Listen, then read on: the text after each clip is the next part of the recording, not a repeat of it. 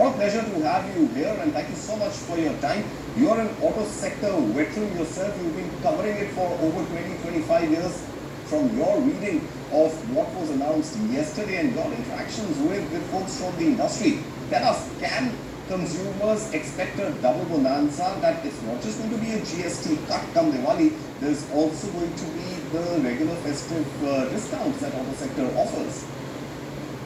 Well, right, Karthik, you are right that they are saying this right because at one point of time when government is giving this GST rate reduction bonanza to customers, well, they can expect more discounts this Diwali and year-end season because the sales have been sluggish since the last few months. Remember, in 2020 during COVID, the sales came crashing down, but then they picked up. The waiting list was back on cars and two-wheelers.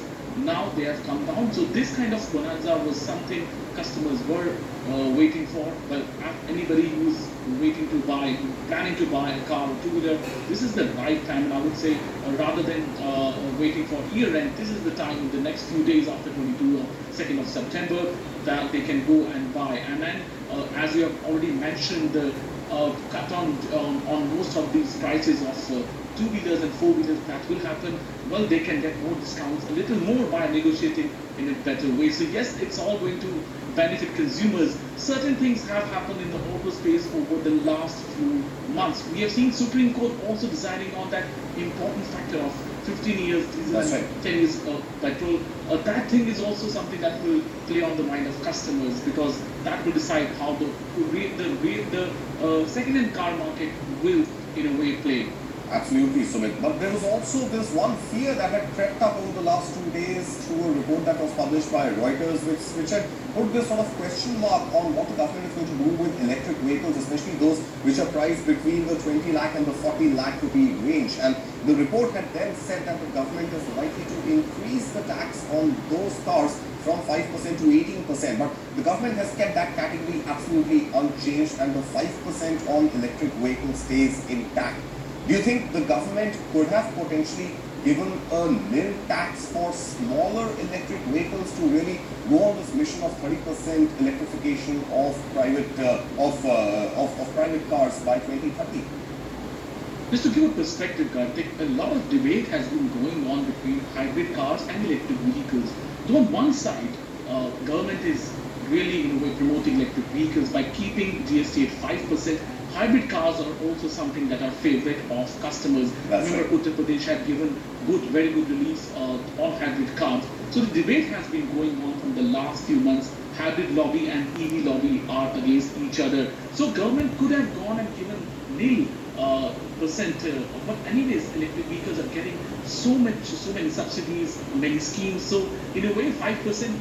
Keeping it intact is also a shot in the arm for electric vehicle makers. On the other hand, some clarity is needed for hybrid vehicles as well. Companies are coming with all kinds of models and they have to decide what kind of models they have to go ahead with. So EV in a way has been kept at 5%. It's in a way good only. Yes, reports were earlier saying luxury cars, the higher CC car, or in fact higher price bracket cars, Mercedes, Audi electric cars could get costlier. They are not getting costlier. That's another good thing coming there. However, keeping 5% for EVs is something the industry was also hoping for at the least. So that is what has happened. Hybrid, we will look for a certain clarity on that, and that is one segment government may also go for encouraging.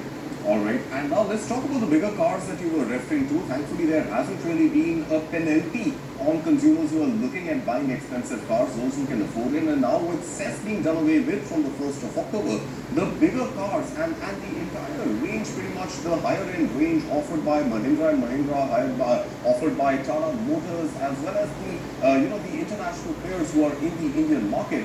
Now a 40% GST is also in effect going to be lesser than the 28% GST plus cess. So overall, it continues to be a shot in the arm even for the bigger cars by way of this cut in GST, doesn't it? Absolutely, and that is why if you look at share prices, the market has just opened.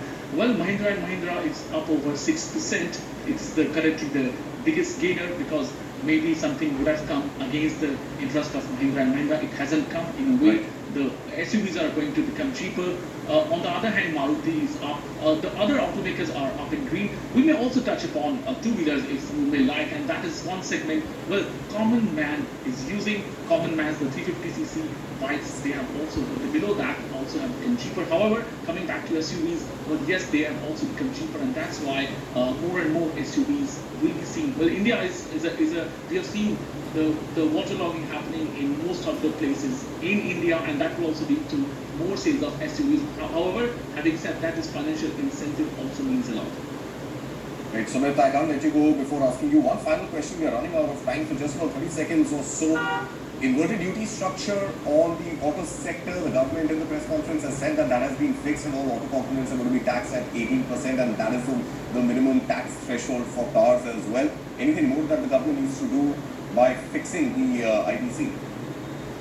Well, government is definitely one important part we touched upon is auto parts sector. That is one of the biggest sectors. Remember, when the exports, currently the tariff war was happening, India exports over $8 to $10 billion worth of auto exports to US. That is one sector that also needed a sorting off, and that is why the government has given good incentive to that sector also. So auto parts are also some of the one of the major sectors that is going to benefit. However, some clarity on input tax credit is still needed, but overall, when the auto sector gets some boost, auto parts also, the makers also there get some boost as well.